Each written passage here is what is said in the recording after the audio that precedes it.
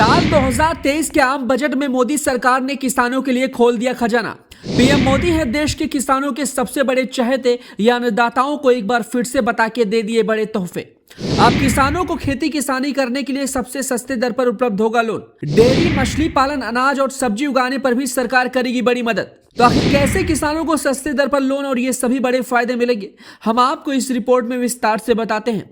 जी, आम बजट 2023 बीते कल के दिन सदन में पेश किया गया।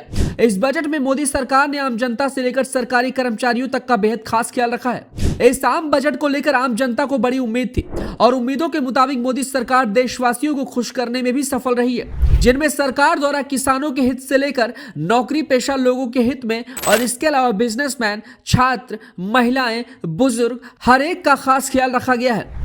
इस बीच बजट को लेकर सबसे ज्यादा फायदा देश के किसानों को मिला है, जिसमें सरकार ने तकरीबन 15 योजनाओं को शुरू करने के साथ किसानों को हर एक तरीके से खेती करने में बड़ी मदद पहुंचाने जा रही है।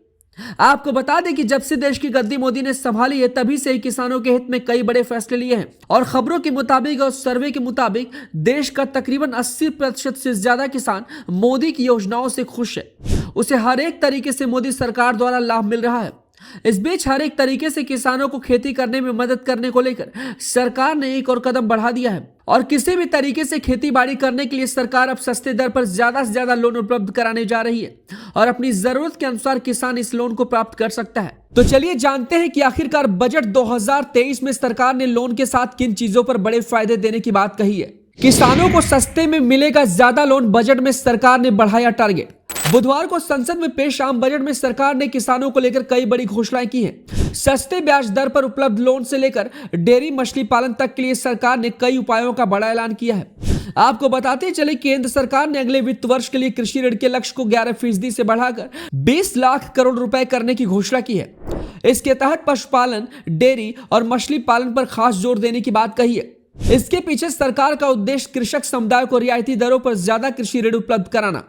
बीते कल के दिन वित्त मंत्री निर्मला सीतारमण ने अपने भाषण में ऐलान करते हुए कहा कि सरकार एक नई उपयोजना प्रधानमंत्री मत्स्य संपदा योजना शुरू करने जा रही है, जिसमें सप्लाई चेन को बेहतर बनाने और मछली के बाजार का विस्तार करने पर 6,000 करोड़ रुपए का निवेश किया जाएगा। समुद्री उत्पादों के निर्यात को बढ़ावा देने के लिए झींगा फीड के घरेलू निर्माण में जरूरी सामानों पर कस्टम ड्यूटी भी घटाई जाएगी। वित्त मंत्री ने कहा कि प्राकृतिक कृषि को अपनाने के लिए सरकार 1 करोड़ किसानों को तैयार करेगी। इसके साथ ही सरकार राष्ट्रीय स्तर पर वितरित सूक्ष्म उर्वरक एवं कीटनाशक विनिर्माण नेटवर्क तैयार करने के लिए भी 10,000 बायो इनपुट रिसोर्स सेंटर बनाने जा रही है। इसके साथ किसानों के लिए कुछ और बड़ी घोषणाएं की गई। पहला, वैकल्पिक उर्वरकों को बढ़ावा देने और रासायनिक उर्वरकों के तरीके से इस्तेमाल के लिए राज्य सरकारों एवं केंद्र शासित प्रदेशों को पीएम प्रणाम योजना के तहत प्रोत्साहित किया जाएगा।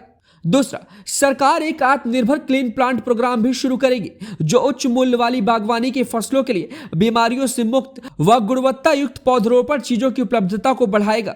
इसके लिए तकरीबन 2200 करोड़ रुपए का प्रावधान किया गया है। तीसरा, ग्रामीण क्षेत्रों में युवा उद्यमियों को एग्री स्टार्टअप्स के प्रति प्रोत्साहित करने के लिए सरकार एक एग्रीकल्चर एक्सीलरेटर फंड भी बनाएगी। चौथा, किसान केंद्रित समावेशी समाधान मुहैया कराने के लिए एक डिजिटल पब्लिक इंफ्रास्ट्रक्चर भी तैयार की जाएगी। पांचवा, मोटे अनाजों यानी श्री अन्न के मामले में भारत को ग्लोबल हब बनाने के लिए हैदराबाद स्थित मिलेट रिसर्च को सेंटर ऑफ एक्सीलेंस के तौर पर समर्थन प्रदान किया जाएगा। वहीं आपको बता दें कि भारत पहले ही मोटे अनाजों का सबसे बड़ा उत्पादक और दूसरा सबसे बड़ा निर्यातक देश है। देश में ज्वार, रागी, बाजरा, कुट्टू, रामदाना, कांगनी, कुटकी, कोदो, चीना और सामा जैसे कई मोटे अनाजों का बड़े पैमाने पर उत्पादन होता है। कुल मिलाकर किसानों को किसी भी तरह की खेती करने के लिए सरकार द्वारा आर्थिक रूप से समर्थन दिया जाएगा और इसके अलावा खेती को आसान करने के लिए नए नए तरीकों से ट्रेनिंग भी दी जाएगी।